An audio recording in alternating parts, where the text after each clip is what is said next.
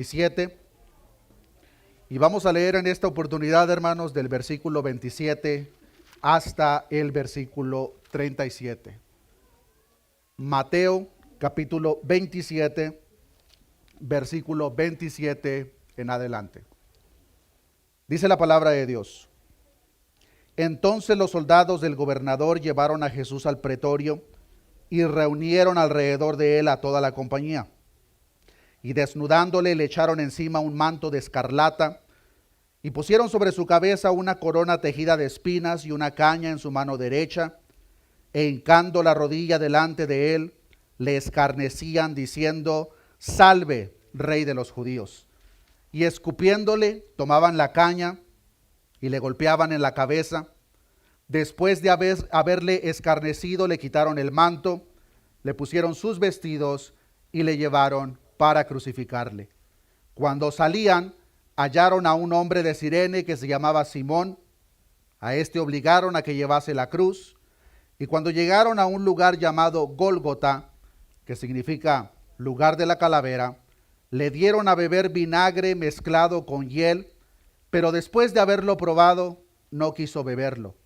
Cuando le hubieron crucificado, repartieron entre sí sus vestidos, echando suertes, para que se cumpliese lo dicho por el profeta: partieron entre sí mis vestidos y mi ropa echaron suertes.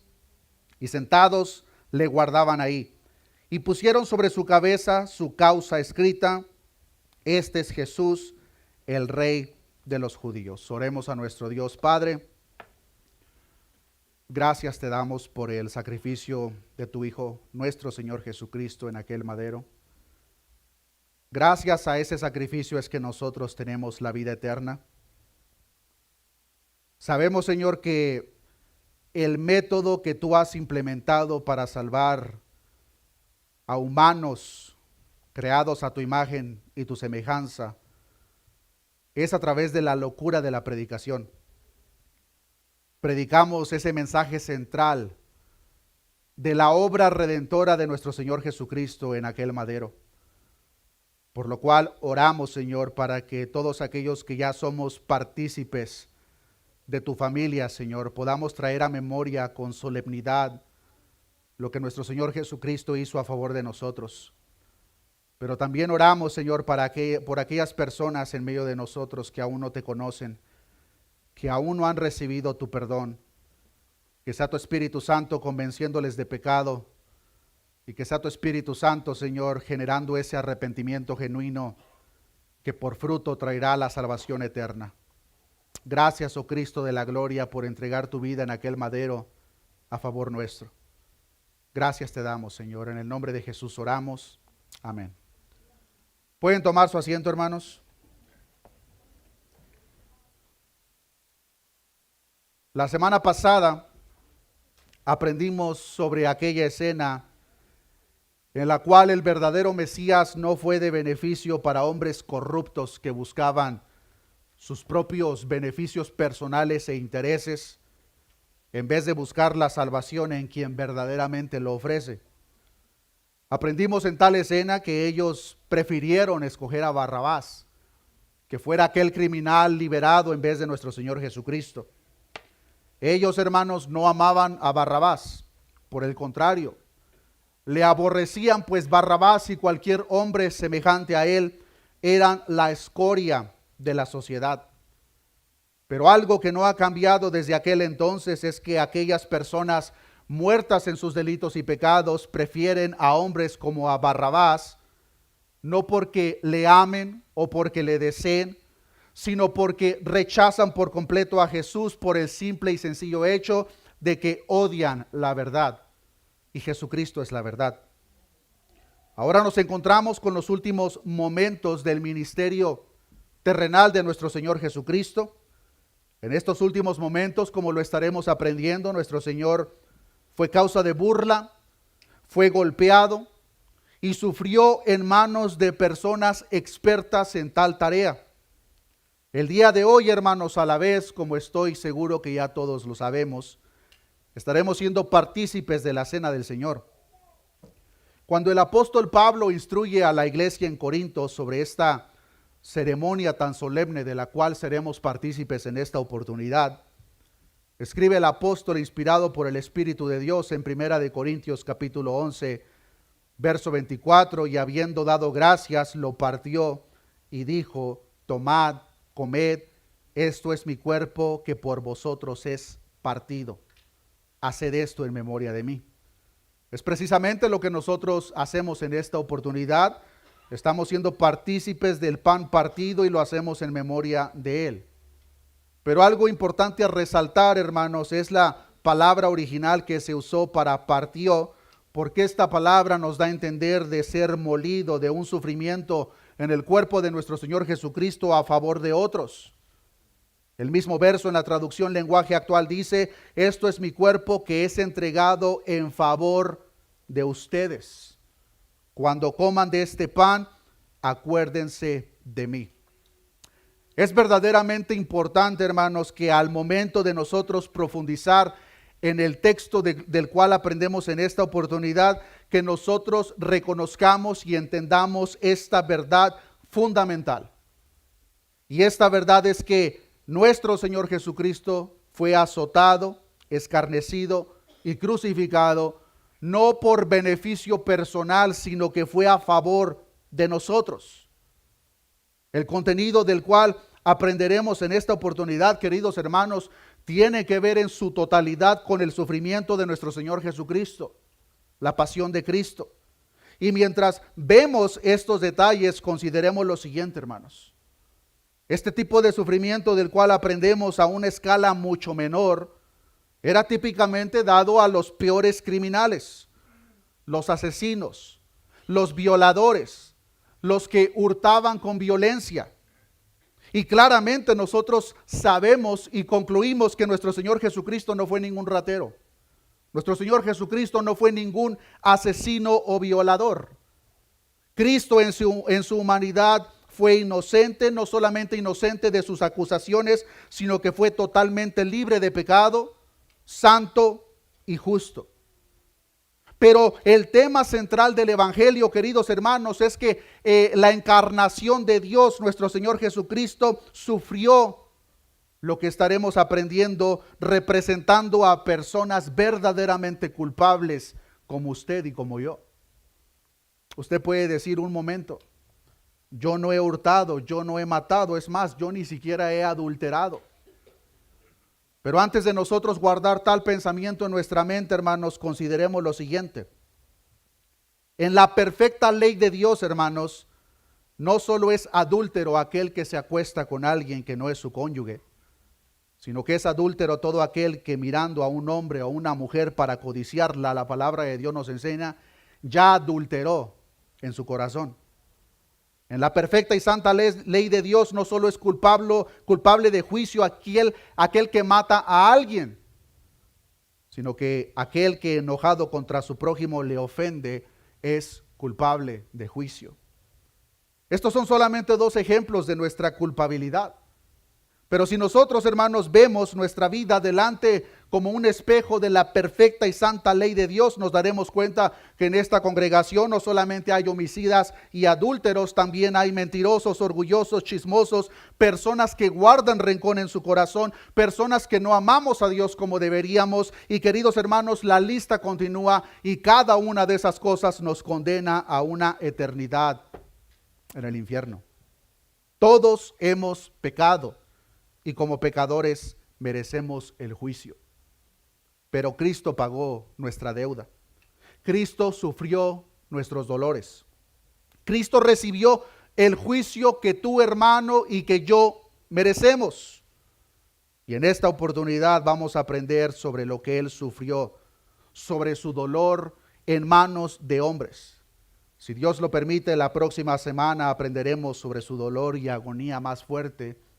Y ese es ese dolor delante de Dios Padre. En los primeros 5 versículos de los cuales aprendemos en esta oportunidad, hermanos, el evangelista Mateo nos narra el sufrimiento y escarnio de nuestro Señor. Y en estos primeros 5 versos de los cuales aprendemos, hermanos, en realidad el evangelista Mateo nos presenta 7 maneras de escarnio que recibió nuestro Señor Jesucristo. Y quiero que lo veamos de una manera enlistada, hermanos, pero cada vez que vemos uno de estos detalles, regresemos al punto fundamental por el cual nuestro Señor Jesucristo sufrió todas estas cosas. Hermano, hermana, lo hizo por ti, lo hizo por mí. De tal manera que cuando nosotros vemos estos detalles, debemos de entenderlo como que nosotros merecemos eso, pero Cristo lo sufrió a favor nuestro. Regresemos al texto de esta oportunidad. En primer lugar, podemos ver que nuestro Señor Jesucristo fue desnudado. La palabra desnudo, hermanos, comúnmente lo encontramos por toda la palabra como un eufemismo para hablar de un acto vergonzoso.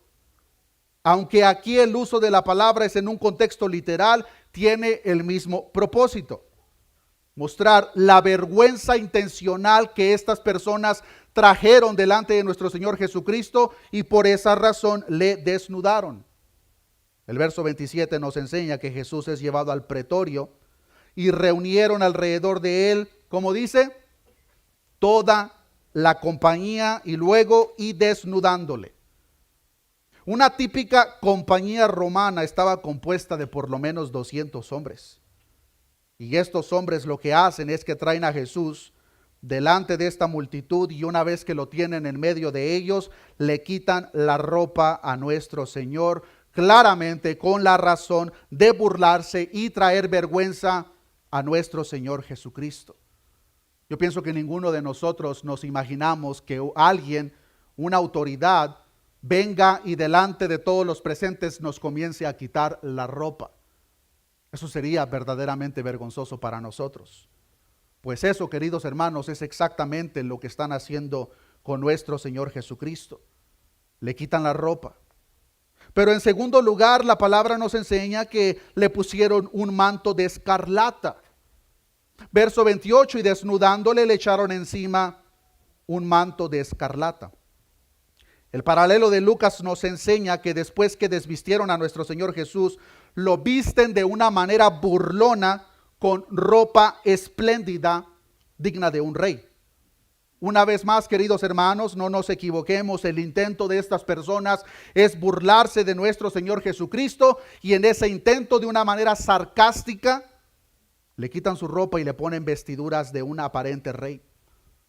Se cree que seguramente le pusieron un viejo manto de un soldado, ya desechado y desteñido de tinte escarlata, en una imitación de la púrpura real.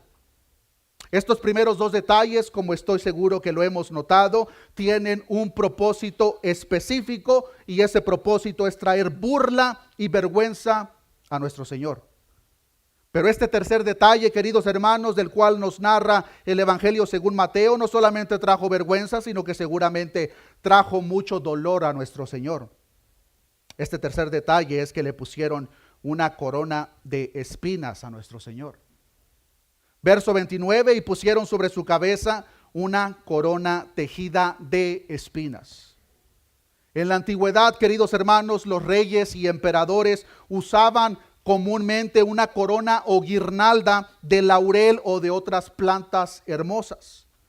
Seguramente usted lo ha visto en fotografías o películas de la época. Pues ahora estas personas, que no olvidemos, ya han azotado, ya han golpeado y escupido a nuestro Señor, ahora le crean una imitación de tal corona o guirnalda.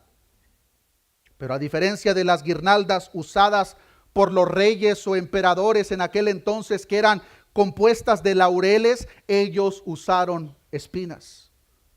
Tal corona, queridos hermanos, no fue diseñada por estos soldados solamente con el intento de burlarse de nuestro Señor, sino que claramente fue diseñada con el propósito de traer dolor y sufrimiento, específicamente en la cabeza de nuestro Señor. No olvidemos que su deseo era torturarlo. Y ahora, hermanos, un detalle importante en este tercer punto del cual aprendemos es que las espinas de cualquier tipo son consecuencia del pecado. No sé si usted recuerde lo que le dijo Dios a Adán después de que pecó en aquel huerto.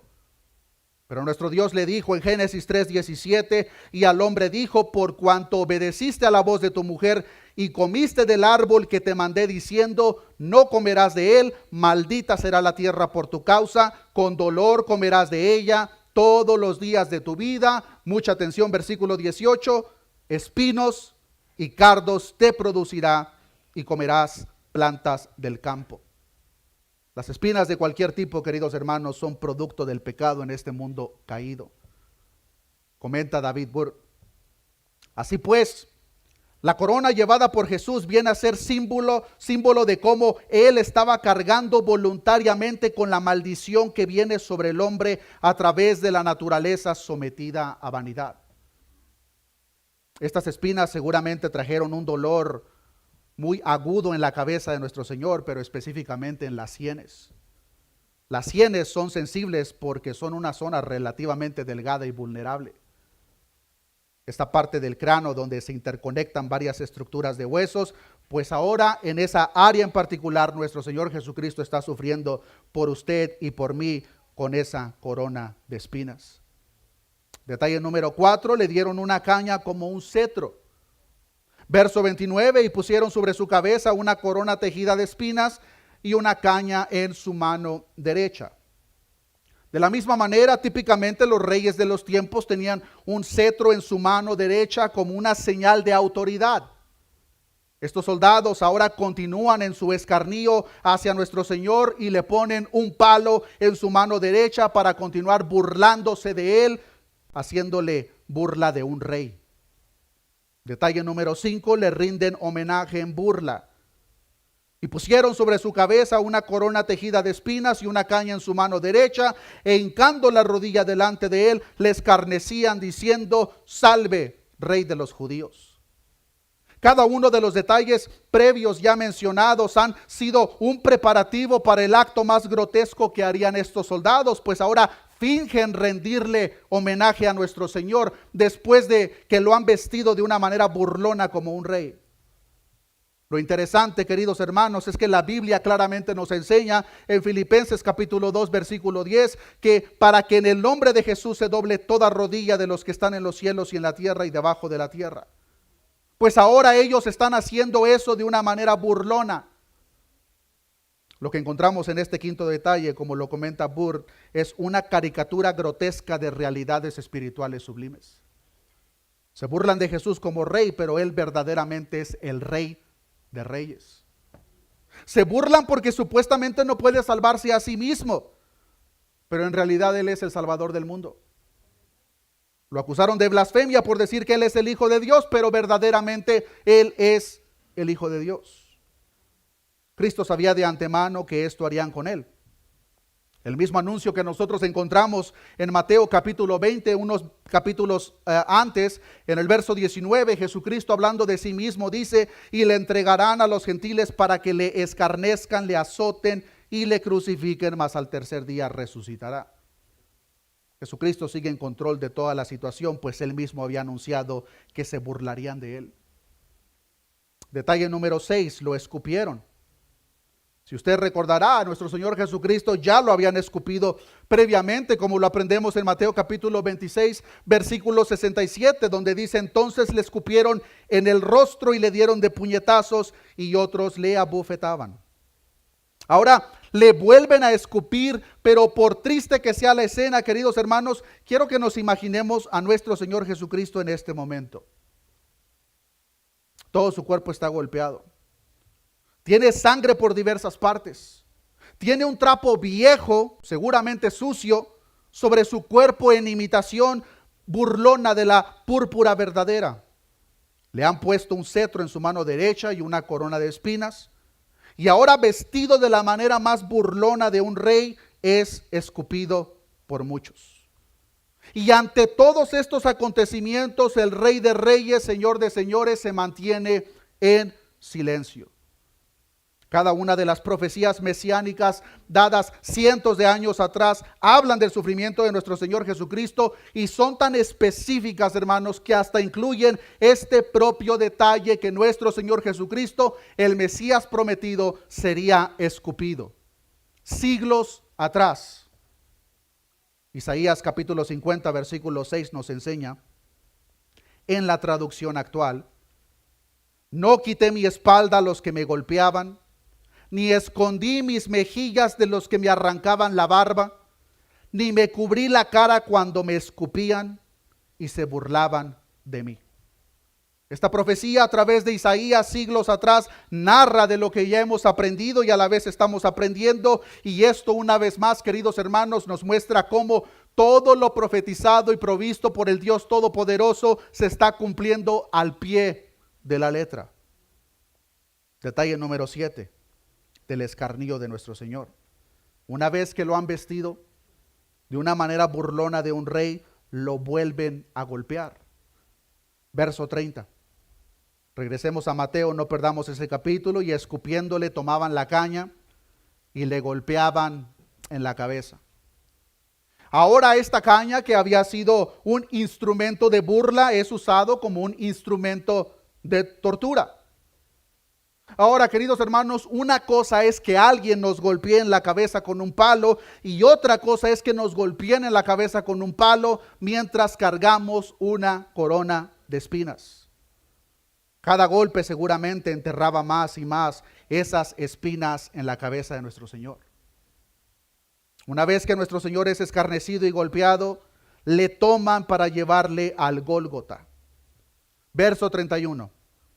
Después de haberle escarnecido, le quitaron el manto, le pusieron sus vestidos y le llevaron para crucificarle. Cuando salían, hallaron a un hombre de Cirene que se llamaba Simón. A este obligaron a que llevase la cruz. Y cuando llegaron a un lugar llamado Gólgota, que significa lugar de la calavera. Por el paralelo de Juan, queridos hermanos, nos damos cuenta de que justamente antes de tomarle para llevarle al Gólgota, Pilato lo saca y lo presenta delante de la multitud, como hasta cierto punto lo aprendimos la semana pasada. Aprendimos de una manera, hermanos, que el deseo de Pilato era que la multitud viera el cuerpo golpeado, torturado de nuestro Señor, para que aquellos hombres corruptos tuviesen un poco de compasión y desearan liberarlo. Pero aprendimos que eso no fue lo que sucedió. Estas personas que ven el cuerpo de nuestro Señor golpeado, torturado, no tuvieron compasión alguna, sino que más bien gritaron: crucifícalo. Muchos de los que ahora están gritando crucifícalo eran los mismos que días antes gritaban hosana al Hijo de David. Pilato, por no querer problemas, que por consecuencia se convertirían en problemas para Roma, opta por darles lo que quieren: la crucifixión de Jesús. Es así como lo toman y ahora se dirigen al Gólgota. Queridos hermanos, aproximadamente 2000 años antes de la escena, de la cual nosotros aprendemos en esta oportunidad, vemos una escena bastante similar. Nos encontramos con una sombra de este propio acontecimiento. Abraham caminando con su hijo Isaac a la misma región donde ahora Jesús se dirige. Isaac va cargando con la leña con la cual él mismo sería el sacrificio, de la misma forma que nuestro Señor Jesucristo está cargando su propia cruz. Y nos enseña el libro de Génesis capítulo 22, el mismo que leíamos al dar inicio a este culto. En el verso 7, entonces habló Isaac a Abraham su padre y le dijo: Padre mío. Y él le respondió: heme aquí, mi hijo. Y él dijo: he aquí el fuego y la leña, mas ¿dónde está el cordero para el holocausto? Y respondió Abraham. ¿Cuál fue la respuesta de Abraham? Dios se proveerá de cordero para el holocausto, hijo mío. E iban juntos. Estas palabras de Abraham hace ya más de 4000 años anticiparon la provisión fundamental de Dios por el pecado humano en Cristo. Una vez más, en tal escena de Abraham y Isaac encontramos una sombra de lo que iba a venir. Isaac llevando su propia leña para su propio sacrificio, y ahora Jesús, el Mesías prometido, cargando su propia cruz. Estando en el monte, Dios se proveyó. Encontramos un cordero atorado en un zarzal por sus cuernos para el sacrificio sustitutorio de Isaac. Dios proveyó ese cordero, cuyo cordero apuntaba a un cordero único como ningún otro. Un cordero que, como la palabra de Dios nos enseña, quita el pecado de su pueblo. Es por eso que cuando Juan el Bautista ve, dice en Juan 1:29, he aquí el Cordero de Dios que quita el pecado del mundo. Ese perfecto Cordero y Santo ahora se dirige al monte donde también sería sacrificado. Y ese Cordero, nuestro Señor Jesucristo, es llevado al monte como un marginado, tanto de Israel como de Roma. Es por eso que Jesús padeció fuera de la ciudad. Los romanos no querían que muriese dentro de su ciudad. Los judíos no querían que muriese dentro de su ciudad. Por lo tanto, lo sacan afuera. Y estando en ese monte, la palabra de Dios nos enseña que le dan a beber vinagre mezclado con hiel. Verso 34, y le dieron a beber vinagre mezclado con hiel, pero después de haberlo probado, no quiso beberlo. La palabra original que nosotros encontramos para hiel, hermanos, se refiere a algo amargo. Por el paralelo de Marcos nos damos cuenta que tal sustancia era en realidad mirra. Dice el paralelo en Marcos capítulo 15, versículo 23, y le dieron a beber vino mezclado con mirra, mas él no lo tomó. Ese propio detalle de que le darían a beber mirra estaba también profetizado. En el Salmo 69, versículo 21 dice, me pusieron además miel y hiel por comida, y en mi sed me dieron a beber vinagre. Ahora nosotros nos podemos preguntar, ¿cuál era el propósito por el cual le dieron esta sustancia o esta mixtura a nuestro Señor Jesucristo? Queridos hermanos, tal mixtura de líquidos tenía un propósito durante la crucifixión típica. Servía de anestesia para que el crucificado no peleara mientras le estaban crucificando. Comenta el pastor John MacArthur. Ya que la crucifixión estaba diseñada para infligir el máximo dolor posible, la hiel o mirra no se ofrecía como un acto de misericordia de parte de los soldados, simplemente se usaba para atontar a la víctima con el fin de evitar que luchara violentamente mientras le insertaban los clavos en pies y manos. El propósito de los soldados era que la persona que están crucificando no pelease mientras le ponían esos clavos en sus pies y en sus manos. Pero un detalle importante a resaltar en este verso 34 es que tal sustancia, dice la palabra de Dios, que Jesús no quiso beberlo. Nosotros nos preguntaríamos por qué en realidad tal sustancia le ayudaría a nuestro Señor Jesucristo a no sufrir tanto. Y eso es verdad, hermanos. Pero Jesucristo sabía que debía de tomar hasta la última gota de esa copa estando en esa cruz. Una vez más nos muestra de una manera clara que nuestro Señor Jesucristo, el Cordero perfecto y santo, voluntariamente está yendo a la cruz a beber la copa preparada por el Padre. Esta información de que tal sustancia era con el propósito de calmarlo para que no luchase, es lógico de acuerdo a la secuencia de eventos, pues en el próximo verso, el verso 35, se nos narra su crucifixión. Dice el verso 35, cuando le hubieron crucificado. Ahora nosotros podemos leer esta parte cuando le hubieron crucificado y equivocadamente pensar que tal frase se refiere a la ejecución concluida en nuestro Señor Jesucristo. Pero ese no es el caso. Cuando habla que le hubieron crucificado, más bien se refiere específicamente que su cuerpo ha sido colgado en la cruz.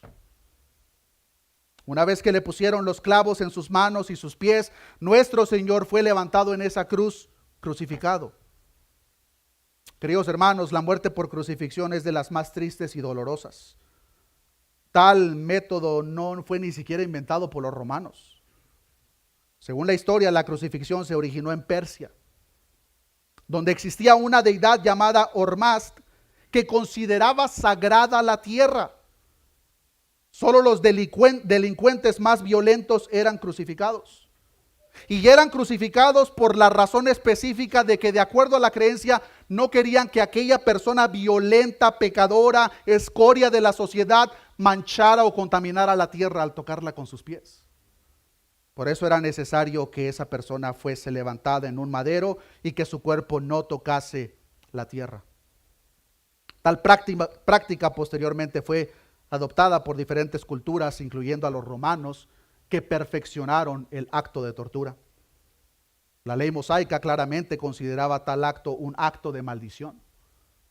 Pues la ley nos enseña en Deuteronomio 21:23, porque maldito por Dios es el colgado. Aquel justo, santo, perfecto, ahora es maldito al ser colgado en un madero. Queridos hermanos, Jesucristo fue hecho maldición por ti y por mí. El apóstol Pablo escribe a los hermanos en Galacia, en Gálatas 3:13.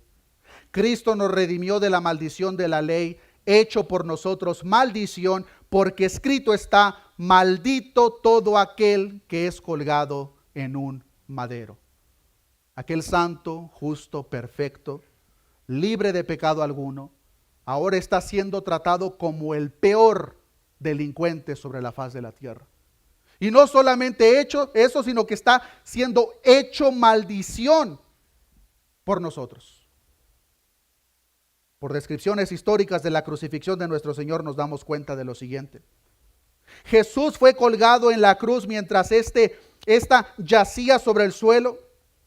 Primero le clavaron los pies a la viga vertical y luego estiraron los brazos a través de la viga horizontal, clavándolos por las muñecas, justo por encima de la mano, permitiendo una ligera inclinación en las rodillas cuando el cuerpo fue extendido.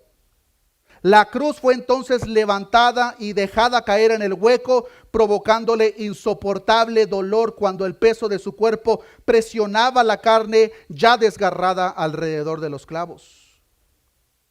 En el año 1965, un doctor conocido como el doctor Truman Davis nos ofrece una descripción adicional de los detalles de la crucifixión de nuestro Señor Jesucristo, donde tales resultados fueron publicados el mismo año por Arizona Medicine. Él lo tituló La pasión de Cristo desde el punto de vista médico. Y en tal escrito él comparte lo siguiente: en este momento se produce otro fenómeno. A medida que los brazos se fatigan, grandes oleadas de calambres recorren los músculos, tensionándolos en un dolor profundo, incesante y persistente. Con tales calambres viene la incapacidad de empujarse hacia arriba. Al colgar por los brazos, los músculos pectorales se paralizan y los intercostales no pueden actuar. Es posible inhalar aire en los pulmones, pero es imposible exhalarlo. Jesús lucha por izarse a fin de conseguir siquiera respirar un poco. Finalmente, el dióxido de carbono se acumula en los pulmones y en el torrente sanguíneo y los calambres amainan parcialmente. De manera irregular, la víctima puede empujarse hacia arriba con el fin de poder exhalar y hacer entrar el oxígeno que da vida. Horas de este dolor sin límites entran en ciclos de torsiones, calambres que desgarran articulaciones, asfixia parcial intermitente, padecimiento agudo cuando el tejido es arrancado de la espalda, lacerada al moverse hacia arriba y hacia abajo contra la áspera madera. Entonces llega a experimentarse otra agonía. Un dolor profundo en el pecho cuando el pericardio se llena lentamente de suero y empieza a comprimir el corazón. Ahora todo está por terminar. El corazón comprimido lucha por bombear sangre espesa y pesada al interior de los tejidos y los pulmones torturados hacen un esfuerzo frenético por conseguir pequeñas bocanadas de aire. Aquel que ya había sido torturado, aquel que ya había sido golpeado, aquel que ya había sido escupido, ahora está padeciendo un dolor inimaginable en aquella cruz, donde el más mínimo movimiento de sus manos, pies, rodillas, boca, cabeza, le trae un dolor extremo. Y mientras eso sucede en aquel madero, queridos hermanos, aquellas personas que le escarnecían continúan burlándose debajo de la cruz. Verso 35. Cuando le hubieron crucificado, repartieron entre sí sus vestidos, echando suertes, para que se cumpliese lo dicho por el profeta. Partieron entre sí mis vestidos y sobre mi ropa echaron suertes. Este detalle nosotros lo podemos pasar por alto, pero queridos hermanos, en el plan redentor de nuestro Dios Todopoderoso, incluso este pequeño detalle había sido profetizado. Salmo 22, versículo 18, repartieron entre sí mis vestidos y sobre mi ropa echaron suertes. Mientras todo esto sucede, aquella multitud, aquellas personas que se habían encargado de torturarlo, ahora tienen la tarea de permanecer debajo de la cruz hasta que Jesús muera. Verso 36. Y sentados le guardaban ahí. Estos soldados, queridos hermanos, no podían marcharse hasta asegurarse que aquel crucificado había verdaderamente muerto. Por lo tanto, ellos, mientras se burlan debajo de la cruz, nuestro Señor Jesucristo está sufriendo ese escarnio y ese dolor cada segundo que pasa. Verso 37, y pusieron sobre su cabeza su causa escrita: este es Jesús, el Rey de los judíos. Cuando una persona era crucificada, queridos hermanos, era costumbre y era común que en la propia cruz del crucificado le pusiesen un inscrito con la razón del por qué está crucificado. De tal manera que cuando crucificaban a un asesino, el título en la cabeza de esa cruz era asesino. Cuando crucificaban a un violador, la inscripción de aquella cruz era violador. En el caso de nuestro Señor Jesucristo, ¿cuál fue la causa del madero? Este es Jesús, el Rey de los judíos. Por el paralelo de Juan, hermano, nos damos cuenta de un detalle importante sobre esta inscripción. Y este detalle importante, queridos hermanos, es que la inscripción escrita no fue solamente escrita en griego. Fue escrita en los 3 idiomas populares del tiempo y región: hebreo, griego y latín. Juan 19:19 dice: escribió también Pilato un título que puso sobre la cruz, el cual decía: Jesús Nazareno, Rey de los judíos. Y muchos de los judíos leyeron este título porque el lugar donde Jesús fue crucificado estaba cerca de la ciudad, y mucha atención, y el título estaba escrito en hebreo, en griego y en latín. Con estos 3 idiomas, el gobernador se aseguró que prácticamente toda aquella persona que pasase por la cruz se pudiese dar cuenta del por qué este hombre estaba en la cruz. Por hacerse llamar, o porque le llamaban el Rey de los judíos. A los líderes religiosos para nada les gustó este título. Para nada les gustó, de tal manera que fueron con una petición delante de Pilato para que lo cambiara. Dice Juan 19:21. Dijeron a Pilato los principales sacerdotes de los judíos: no escribas Rey de los judíos, sino que él dijo: soy Rey de los judíos. Verso 22, respondió Pilato: lo que he escrito, he escrito. Estos líderes religiosos no querían que Jesús tuviese esa inscripción en su cruz: Jesús, el Rey de los judíos. Querían que lo cambiase y que pusiese: él dijo, según que es el Rey de los judíos. Ellos no reconocieron a Jesús, a los suyos vino, mas los suyos no le recibieron. Y queridos hermanos, nosotros podemos ver la obra en la cruz como el plan B de Dios. Pero queridos hermanos, el Dios Todopoderoso, soberano, no tiene plan B. Solo tiene el plan A, y ese se cumple cada día como Él lo provió. Claramente era el plan del Dios soberano que su Hijo Jesucristo naciese de una mujer virgen dentro del pueblo judío, y que a través del propio rechazo de ellos, la gracia se iba a extender hacia cada uno de nosotros. Y esto no es como si sucedió de ese punto en adelante, porque previamente a la propia cruz podemos ver la gracia de nuestro Dios reflejada a personas que no eran parte del pueblo judío.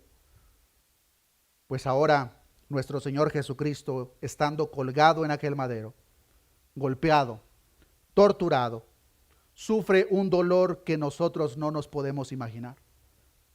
Pero lo interesante de esta escena, hermanos, y la semana que entra, si Dios lo permite, lo estaremos viendo de una manera más detallada. Jesús es crucificado en medio de 2 ladrones. Hermanos, esos ladrones crucificados a la par de Jesús eran lo peor de lo peor. Los peores criminales. Pero ni siquiera ellos recibieron el trato que Jesús recibió.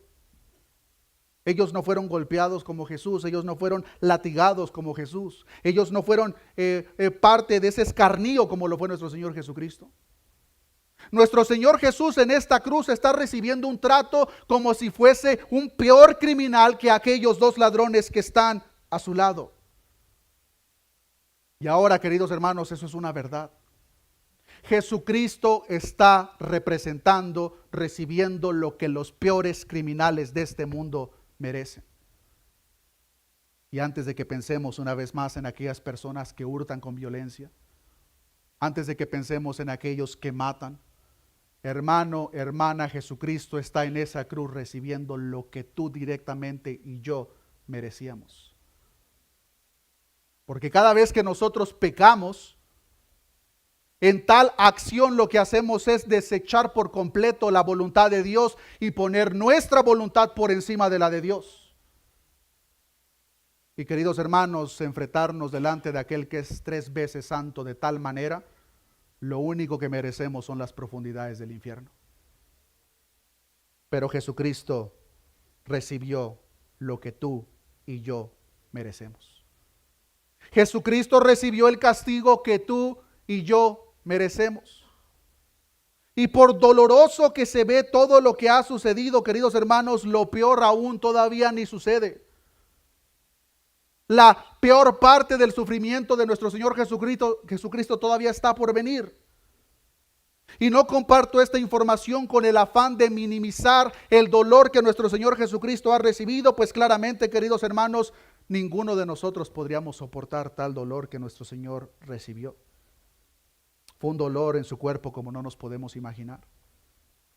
Jesucristo recibió esas burlas, escupidas, golpes, tortura por ti y por mí. Es el centro del Evangelio, hermanos. Es lo que nos distingue de todas las religiones del mundo. Que las diversas religiones del mundo creen que si hay vida después de esta muerte, la manera en la cual lo vamos a alcanzar es haciendo buenas obras. Pero lo que la cruz nos muestra es imposible que ustedes se puedan salvar a sí mismos. La cruz, queridos hermanos, es el símbolo del centro de nuestra creencia.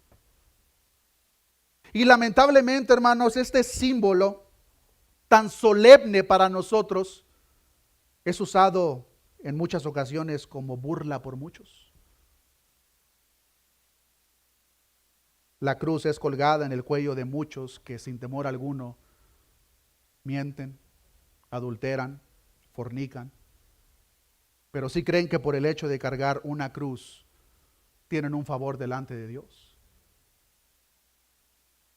Queridos hermanos, la cruz nos muestra a la vez la depravación tan horrible de la humanidad.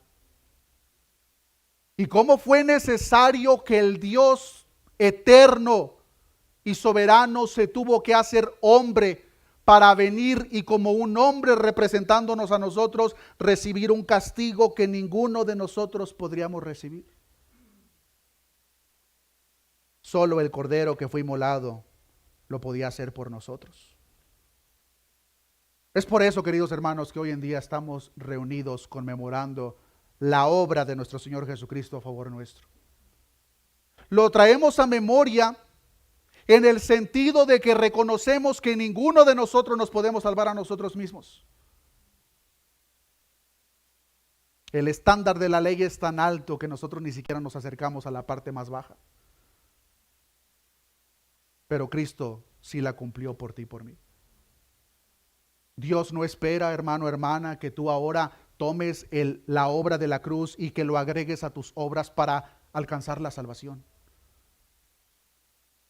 Pensar de tal manera es pensar que la obra de la cruz no es perfecta, sino que le falta poquito para llegar a la perfección. Pero queridos hermanos, el sacrificio de Jesús en la cruz está completa, es perfecta. No necesita una obra tuya o mía para perfeccionarla. Lo único que Dios espera por nosotros es que depositemos nuestra confianza en Él, en lo que Él hizo en esa cruz, a favor tuyo, a favor mío. Si pueden, por favor, mis hermanos que nos están ayudando con la cena, si pueden, por favor, pasar y comenzar a repartir el pan y el vino. De la misma manera, si mis hermanos de la alabanza pueden, por favor, pasar y prepararse con el canto que tienen preparado, queridos hermanos. Nuestros hermanos de la alabanza nos van a guiar con un cántico hacia nuestro Dios. Al mismo tiempo que hacen eso, nuestros hermanos nos estarán compartiendo el pan y el vino. Por favor, cuando lo reciban, no coman el pan todavía, no tomen el vino. Simplemente manténgalo en su mano. Pero lo más importante, queridos hermanos, mientras estamos esperando, mientras meditamos en lo que vamos a cantar, quiero que por favor cada uno de nosotros traigamos a memoria lo que Dios demanda que traigamos a memoria. El sacrificio de nuestro Señor Jesucristo a favor tuyo y a favor mío. Y que tengamos ese agradecimiento en nuestro corazón por lo que Él hizo, pues queridos hermanos, fuera de la cruz, fuera del sacrificio de nuestro Señor Jesucristo, estamos completamente perdidos.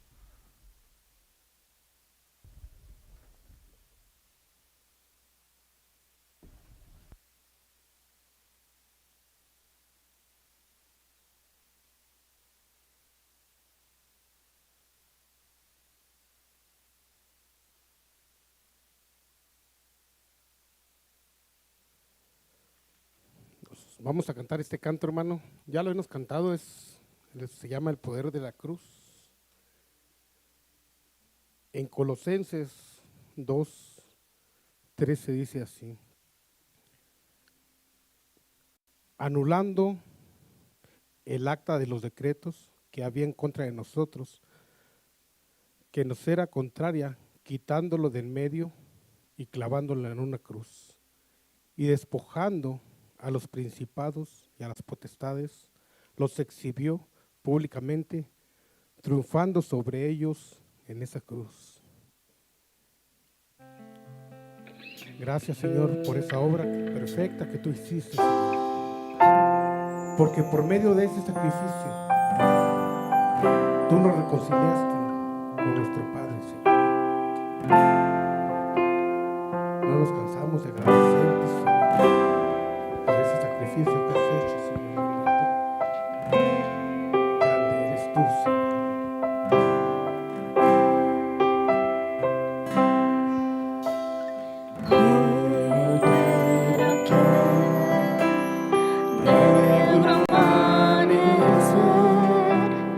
Cristo entregado.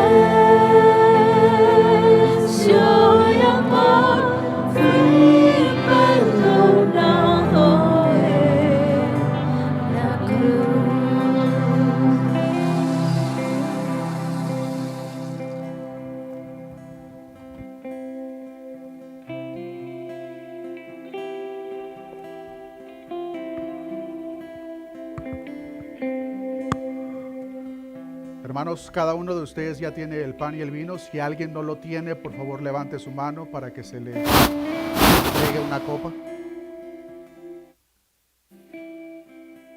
Primera de Corintios, capítulo 11, verso 23.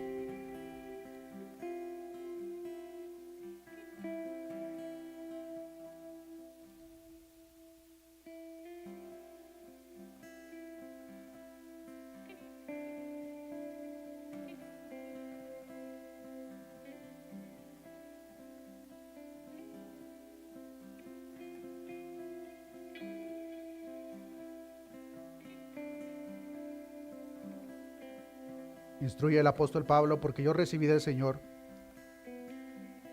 lo que también os he enseñado, que el Señor Jesús, la noche que fue entregado, tomó pan y habiendo dado gracias, lo partió y dijo: tomad, comed, esto es mi cuerpo que por vosotros es partido. Haced esto en memoria de mí. Comamos el pan.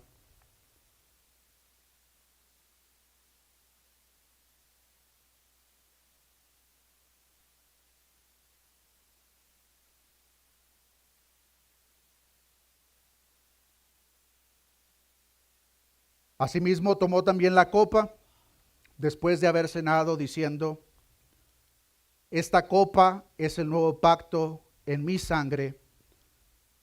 Haced esto todas las veces que la bebiereis en memoria de mí. Tomemos el vino.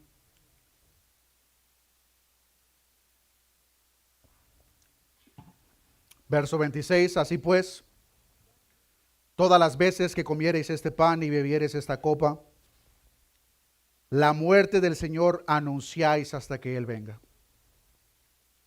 No solamente hemos sido partícipes de la cena del Señor en memoria de Él, sino que a la vez es un anuncio y un recordatorio. Y este anuncio y recordatorio es la muerte de nuestro Señor en la cruz hasta que Él venga. Hasta que todo el plan redentor por parte de nuestro Señor Jesucristo lleve a cabo su cumplimiento final. Donde cada uno de nosotros, queridos hermanos, de la misma manera que hemos sido partícipes del pan en esta oportunidad de una manera simbólica, en aquel día, queridos hermanos, todo aquel y aquella que ha sido lavado y comprado por la sangre del Cordero, estaremos siendo partícipes una vez más, pero no con los elementos como lo hacemos ahora, sino con una cena verdadera con el Cordero que fue inmolado, sentado a la mesa. Demos gracias a Dios. Padre, gracias por Cristo. Cristo, gracias por tu obra. Es por tu obra que nosotros tenemos la vida eterna. Fuera de tu obra en la cruz, Señor, nosotros reconocemos y entendemos que estamos perdidos. Y gracias a tu obra, Señor, nosotros no tenemos que agregar absolutamente nada, pues tu obra es perfecta, Señor. Aquel Dios eterno, todopoderoso, se hizo hombre.